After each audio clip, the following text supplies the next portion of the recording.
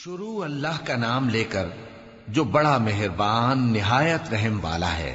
نون، قلم کی اور جو کچھ لکھنے والے لکھتے ہیں اس کی قسم کہ اے پیغمبر صلی اللہ علیہ وآلہ وسلم، تم اپنے پروردگار کے فضل سے دیوانے نہیں ہو، اور بے شک تمہارے لیے بے انتہا اجر ہے، اور یقیناً تم اخلاق کے اعلی مرتبے پر ہو۔ سو ان قریب تم بھی دیکھ لو گے اور یہ کافر بھی دیکھ لیں گے کہ تم میں سے کون دیوانہ ہے۔ تحقیق تمہارا پروردگار اس کو بھی خوب جانتا ہے جو اس کے رستے سے بھٹک گیا، اور ان کو بھی خوب جانتا ہے جو سیدھے رستے پر چل رہے ہیں۔ تو تم جھٹلانے والوں کا کہا نہ ماننا۔ یہ لوگ چاہتے ہیں کہ تم نرمی اختیار کرو تو یہ بھی نرم ہو جائیں، اور کسی ایسے شخص کے کہے میں نہ آ جانا جو بہت قسمیں کھانے والا ہے، ذلیل ہے، شرارت سے اشارے کرنے والا، لگائی بجھائی کرنے والا، مال دینے میں بڑا بخیل، حد سے بڑھا ہوا بدکار، سخت خو اور اس کے علاوہ بدذات ہے، اس سبب سے کہ مال اور بیٹے رکھتا ہے۔ جب اس کو ہماری آیتیں پڑھ کر سنائی جاتی ہیں تو کہتا ہے کہ یہ اگلے لوگوں کے افسانے ہیں، ہم ان قریب اس کی اونچی ناک پر داغ لگائیں گے۔ ہم نے ان لوگوں کی اسی طرح آزمائش کی ہے جس طرح باغ والوں کی آزمائش کی تھی، جب انہوں نے قسمیں کھا کھا کر کہا کہ صبح ہوتے ہوتے ہم اس کا میوہ توڑ لیں گے، اور انشاءاللہ نہ کہا۔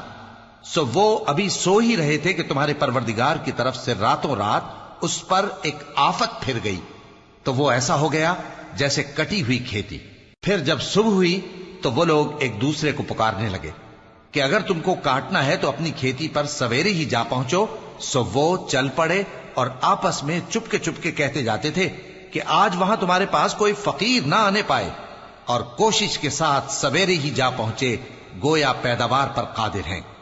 پھر جب انہوں نے باغ کو دیکھا تو ویران، کہنے لگے کہ ہم رستہ بھول گئے ہیں، نہیں بلکہ ہم بے نصیب ہو گئے۔ ایک جو ان میں سمجھدار تھا بولا، کیا میں نے تم سے نہیں کہا تھا کہ تم تسبیح کیوں نہیں کرتے؟ دوسرے کہنے لگے کہ ہمارا پروردگار پاک ہے، بے شک ہم ہی قصوروار تھے۔ پھر لگے ایک دوسرے کی طرف رخ کر کے ملامت کرنے، کہنے لگے ہائے شامت، ہم ہی حد سے بڑھ گئے تھے، امید ہے کہ ہمارا پروردگار اس کے بدلے میں ہمیں اس سے بہتر باغ عنایت کرے۔ ہم اپنے پروردگار کی طرف رجوع کرتے ہیں، دیکھو عذاب یوں ہوتا ہے، اور آخرت کا عذاب سب سے بڑھ کر ہوگا، کاش یہ لوگ جانتے ہوتے۔ پرہیزگاروں کے لیے ان کے پروردگار کے ہاں نعمت کے باغ ہیں۔ کیا ہم فرما برداروں کو نافرمانوں کی طرح نعمتوں سے محروم کر دیں گے؟ تمہیں کیا ہو گیا ہے؟ کیسی تجویزیں کرتے ہو؟ کیا تمہارے پاس کوئی کتاب ہے جس میں یہ بات پڑھتے ہو کہ جو چیز تم پسند کرو گے وہ تم کو ضرور ملے گی؟ یا تم نے ہم سے قسمیں لے رکھی ہیں جو قیامت کے دن تک چلی جائیں گی کہ جو کچھ تم طے کر لو گے وہ تمہارا ہوگا؟ ان سے پوچھو کہ ان میں سے کون اس کا ذمہ لیتا ہے؟ کیا اس قول میں ان کے کچھ شریک ہیں؟ اگر یہ سچے ہیں تو اپنے شریکوں کو لے آئیں۔ جس دن پنڈلی سے کپڑا اٹھا دیا جائے گا اور کفار سجدے کے لیے بلائے جائیں گے، پھر وہ سجدہ نہ کر سکیں گے، ان کی آنکھیں جھکی ہوئی ہوں گی اور ان پر ذلت چھا رہی ہوگی، حالانکہ پہلے اس وقت سجدے کے لیے بلائے جاتے تھے جبکہ وہ صحیح و سالم تھے۔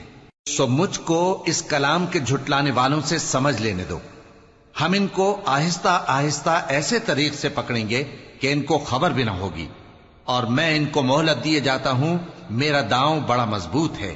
اے نبی، کیا تم ان سے کچھ معاوضہ مانگتے ہو کہ ان پر تاوان کا بوجھ پڑ رہا ہے، یا ان کے پاس غیب کی خبر ہے کہ اسے لکھتے جاتے ہیں؟ سو اپنے پروردگار کے فیصلے کا انتظار کیے رہو، اور مچھلی کا لقمہ ہونے والے یونس کی طرح نہ ہونا کہ انہوں نے اپنے رب کو پکارا جبکہ وہ دل ہی دل میں گھٹ رہے تھے۔ اگر ان کے پروردگار کی مہربانی ان کو نہ سنبھال لیتی تو وہ چٹیل میدان میں ڈال دیے جاتے مذموم حالت میں۔ پھر ان کے پروردگار نے ان کو برگزیدہ کر کے نیکوکاروں میں شامل کر لیا۔ اور کافر جب یہ نصیحت کی کتاب سنتے ہیں تو یوں لگتے ہیں کہ تم کو اپنی نگاہوں سے پھسلا دیں گے، اور کہتے ہیں کہ یہ تو دیوانہ ہے۔ اور لوگوں، یہ قرآن تمام جہانوں کے لیے نصیحت ہے۔